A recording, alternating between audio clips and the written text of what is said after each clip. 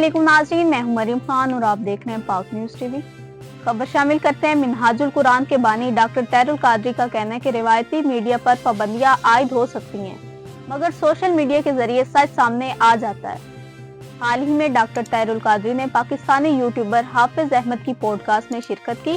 Canada के शहर Toronto में यूट्यूबर को इंटरव्यू देते हुए मिनहाजुल कुरान के बानी ने सोशल मीडिया की अहमियत पर गुफ्तगू की।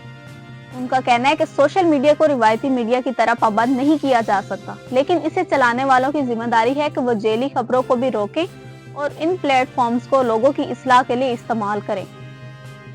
डॉक्टर तैरुल कादरी का कहना है कि सोशल मीडिया वालों को दीनी और इखलाकी इक़दार का लिहाज करना चाहिए, क्योंकि इनका मवाद इनके बाद भी मौजूद होगा।